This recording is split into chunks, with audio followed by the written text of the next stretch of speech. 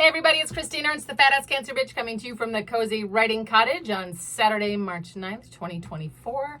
I hope this finds you well. Thanks so much for tuning in. I should let you know before I start that I have a live show this Saturday night at the Sandwich Town Hall through the Sandwich Arts Alliance. And it's called Lucky 13, and it's my 13th annual show. And it's about being lucky. I feel so lucky. I am so lucky. And I'll be talking a lot about that. It's a lot of new work, a lot of recent work. I'll be performing live some of these monologues that you've heard here before, as well as some old stuff that I haven't performed in a long time. So I'm going through the archive now. It'll be about 80 to 90 minutes. You get a new magnet. I don't have one here. It's green. Plus an Oreo. You'll get a free cookie. So how bad can it be? And I will be bringing some of my jewelry with me. Part of my luckiness is that I also get to hammer old spoons and forks and knives into beautiful jewelry with my business spoon and hammer. So I'm going to have a lot of bracelets stamped with the word lucky. So come and hear my show, and you can get some bling as well, some fat ass bling. Today I'm going to talk about smashing knives, because that's what I spent a lot of this past week doing.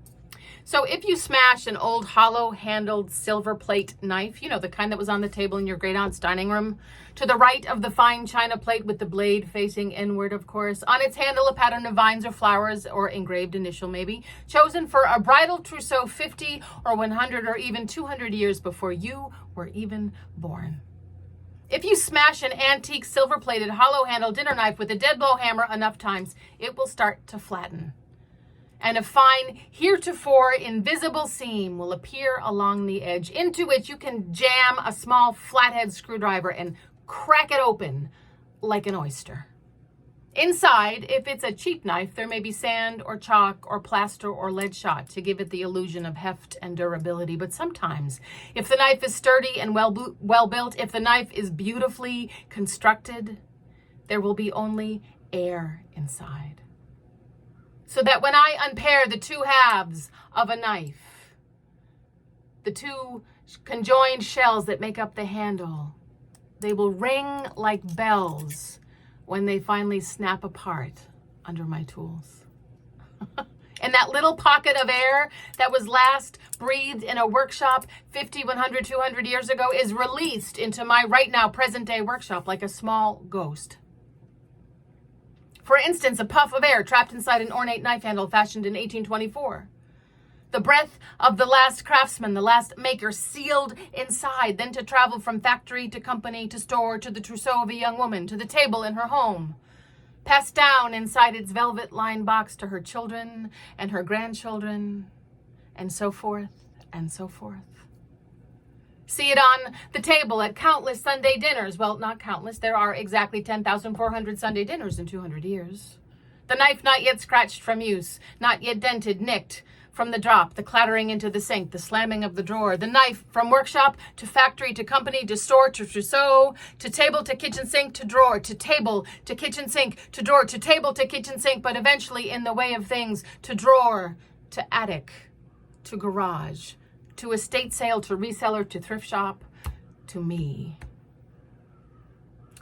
But how many meals, how many hands that held, how many families and guests and holidays, conversations and arguments and laughter and silences, how many weddings and funerals and Thursday breakfasts and Saturday suppers.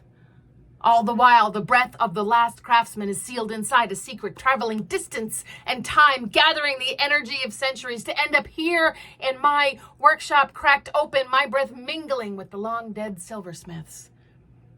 It feels almost archaeological, digging for treasure, unsealing a tomb, or time travel, a tiny glimpse. Once, when a knife popped open in my hands, I distinctly smelled pipe tobacco. How is that possible? So I don't do this work lightly. So you know the paradox of time travel, that we can't possibly safely, feasibly travel back in time, for no matter how careful we are, we'll fuck it all up and we'll change something in the past inadvertently. And that tiny error will alter the course of human history.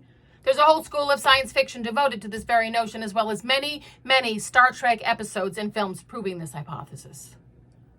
But we never think of this paradox the other way around. We always look at it from the luxury of knowing how it all turned out.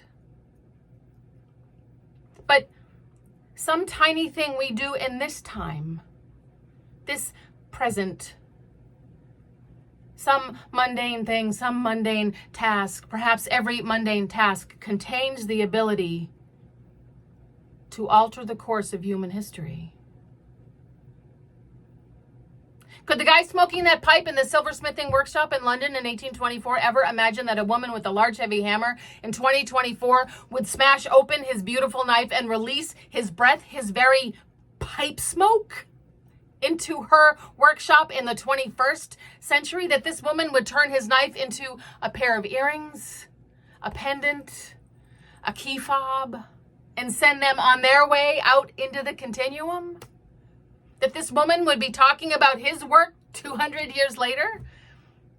Not that her work or his work is altering the course of human history, but it alters hers at least, and now his again, sort of. And since she squawks so much, maybe it makes other people think about their small tasks, their mundane things. How the work we all do persists. How that there is perhaps a sacred potential in all that we do.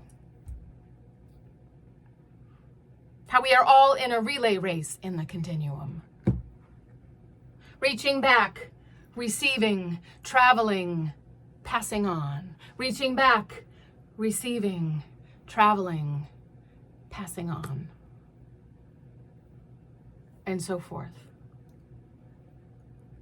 And so forth.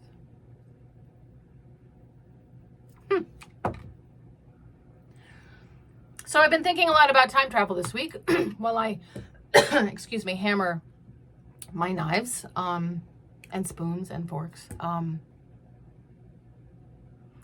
love to imagine who held this knife handle, who purchased it, who chose this pattern. I try to be reverent about it.